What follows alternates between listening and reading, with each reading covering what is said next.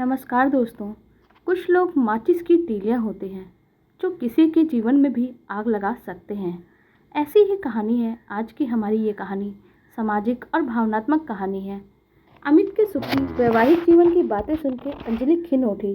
तभी तो वो शिखा से मिलकर उसके वैवाहिक जीवन में जहर घोल देना चाहती थी। क्या वो अपने मकसद में कामयाब हो पाई?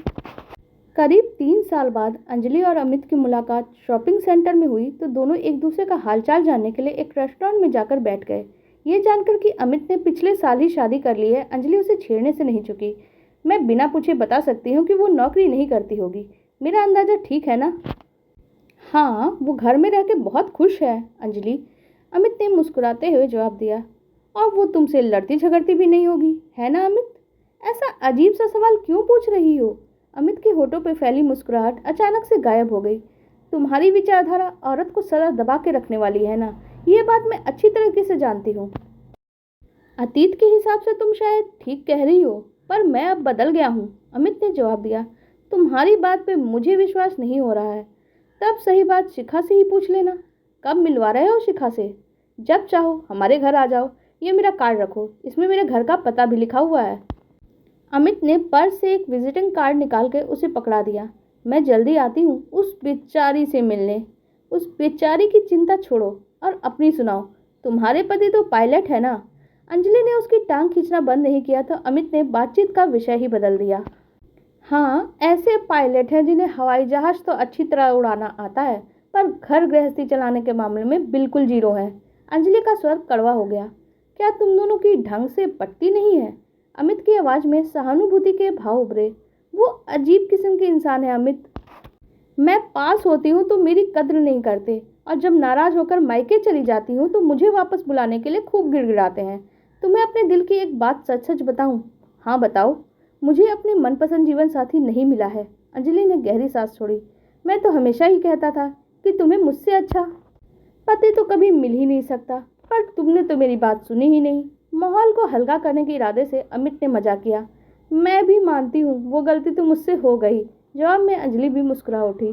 पर तुम्हारी इस गलती के कारण मेरा बड़ा फायदा हो गया। वो कैसे?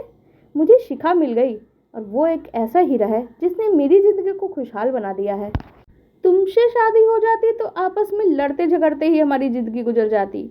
अमित जोर जोर से हंस पड़ा। अमित की हंसी में अंजलि को अपना अपमान नजर आया। उसे लगा शिखा की यूं तारीफ करके वह उसकी खिल्ली उड़ा रहा है। उसने मुंह बनाते हुए जवाब दिया, मैं जब शिखा से मिलूंगी तभी इस बात का पता चलेगा कि वो कितनी खुश है तुम्हारे साथ। अपने मुंह मियाँ मिट्ठू बनना तो सबसे आसान होता है।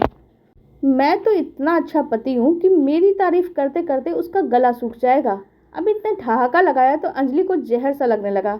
जलन और अपमान की वजह से अंजलि ज्यादा देर तक उसके साथ नहीं बैठी। जरूरी काम का बहाना बनाकर उसने कॉफी पीते ही विदा ले ली। अमित जैसे गुस्सैल और शक्की इंसान के साथ कोई लड़की खुश कैसे रह सकती है?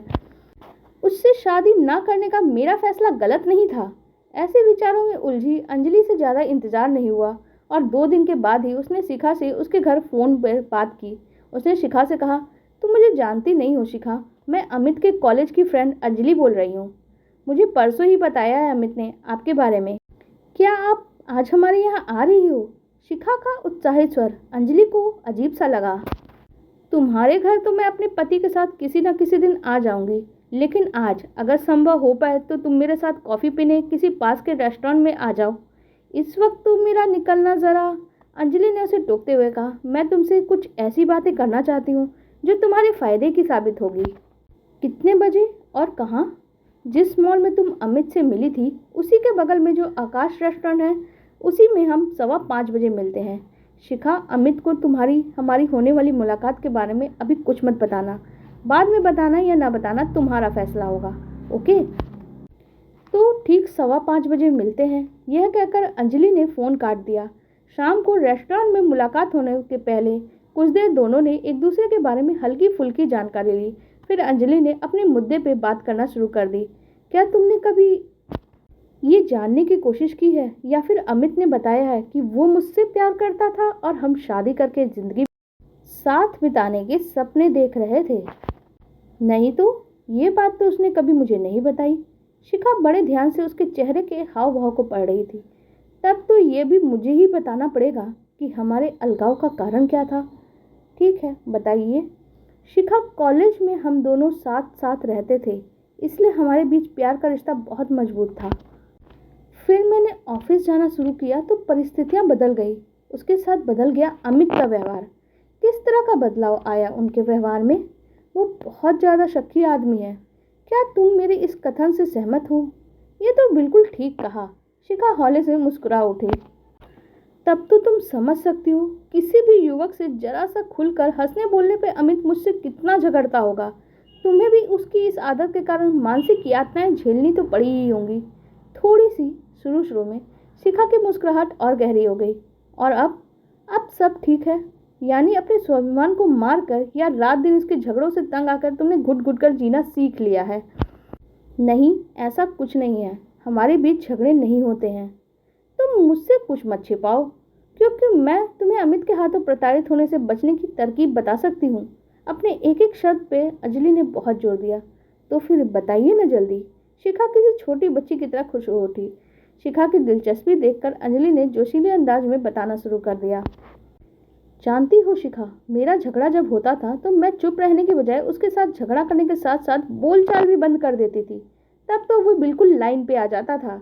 तुम भी उसके गुस्से से डर कर दबना बंद कर दो। वो खामोखा शक करे तो अपने आप को अकारण अपराध बोध का शिकार मत बनाया करो। अमित को सही राह पे रखने का तरीका यही है। जब वो तुम्हें नाजायज तरीके से दबाने की कोशिश करे तो तुम पूरी ताकत से उसके साथ भिड़ जाओ। देखना वो बिल्कुल लाइन पे आ जाएगा। कुछ देर खामोश रहने के बाद शिखा सोच विचार में खोई रही और फिर पूछा, तुमने यही रास्ता अपनाया था और वो सही राह पे आ भी जाते थे, तो फिर तुमने उनसे शादी क्यों नहीं की? मैं बार बार होने वाले झगड़ों से तंग आ गई थी। जब मुझे ये लगने लगा कि ये आदमी तो कभी नहीं सुधरेगा, तो मैंने हमेशा के लिए अलग होने का फैसला कर लिया था। पर तुमने शादी तो की है ना? शादी के झंझटों में फंसकर कौन खुश और सुखी रह सकता है? पर आपके पति तो पायलट है ना? हाँ, उनकी पगार 2-3 लाख रुपए तो होगी। ये सवाल क्यों पूछ रही हो? अमित हर महीने 40,000 रुपये कमाने तक पहुंचे हैं। मेरे मन में ये विचार उठ रहा है, कहीं आर्थिक कारणों से तब तुम्हारा मन बदलने में ये कोई महत्वपूर्ण भूमिका तो नहीं हुई थी? उसकी बात सुनकर अंजलि को गुस्सा आया और उसने कहा, मैं तो तुम्हारी यहाँ मदद करने के लिए आई थी, ना कि अमित से शादी की कि नहीं की इसके कारणों का खुलासा करने। अंजलि एकदम से चिढ़ के बोली, लेकिन तुम्हें तुम्हारी सहायता करने की जरूरत है क्या? व्यक्तिगत स्वतंत्रता के नाम पे अपने जीवन साथी से झगड़ने का सुझाव मुझे बिल्कुल ही बचकाना लग रहा है। अमित जैसे भी हैं अच्छे हैं, मैं उनके साथ बहुत खुश हूँ। शिखा ने अपने ऊपर नियंत्रण नहीं खोया और शांत बनी रही। अच्छा है, तुम इस झूठ के साथ जीना चाहती हो तो तुम्हारी मर्जी। अंजलि नाराज होकर बोली। शिखा ने अपने मोबाइल में समय देखा और बोली, करीब 10 मिनट बाद अमित मुझे यहाँ लेने के लिए आ जाएंगे। तब तक हम किसी और चीज़ के बारे में बात कर सकते हैं। मेरे मना करने के बाद भी तुमने हमारी इस मुलाकात के बारे में उसे क्यों बताया? अंजलि की आंखों में अब गुस्से के भाव साफ साफ नजर आ रहे थे। क्योंकि मैं उनसे कुछ भी नहीं छुपाती हूँ।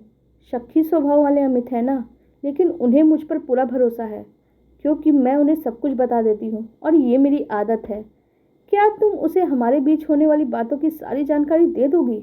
हाँ, पर इस ढंग से नहीं जिससे तुम्हारी छवि खराब हो, तुम उनकी नज़रों में गिर जाओ। Thank you. मुझे लग रहा है कि मैंने तुम्हारी सहायता करने की पहल करके शायद समझदारी नहीं दिखाई। मैं चलती हूँ। अंजलि जाने के लिए उठ खड़ी हुई। अमित से नहीं मिलोगी? नहीं, गुड बाय। पत्नी को पति का दिल और विश्वास जीतने के लिए अगर पति के सामने झुककर भी जीना पड़े तो इसमें कोई बुराई नहीं है। अंजलि, मुझे ये लेक्चर क्यों दे रही हो? मैं लेक्चर नहीं दे रही हूँ, पर इंसान को अपनी समझ में आई कोई भी अच्छी बात दूसरों के साथ बांट लेनी चाहिए। मैं अपने पति के साथ बहुत खुश हूँ। किसी दिन अपने पति के साथ हमारे घर मिलने जरूर आना। ठीक है, कोशिश करूँगी। रुखाई से जवाब देकर अंजलि तेज कदमों से चल पड़ी। अपनी बातों का जो असर वो शिखा पे देखना चाहती थी वो उसे नजर नहीं आया था। शक्की अमित को उसने कभी ये सोचकर रिजेक्ट कर दिया था कि वो अच्छा पति साबित नहीं होगा। शिखा उसके साथ शादी करके सुखी और संतुष्ट है, यह बात उसे हजम नहीं हो रही थी। उसके साथ अपनी तुलना कर रही अंजलि के मन में खीज और गुस्से के भाव पल पल बढ़ते ही जा रहे थे, पर उसने जो करने की कोशिश की वो उसमें सफल नहीं हो पाई। आप लोगों को हमारी ये कहानी कैसी लगी कमेंट सेक्शन में ज़रूर बताइएगा। साथ ही वीडियो को लाइक कर दीजिएगा और हमारे चैनल को भी सब्सक्राइब कर लीजिएगा। धन्यवाद।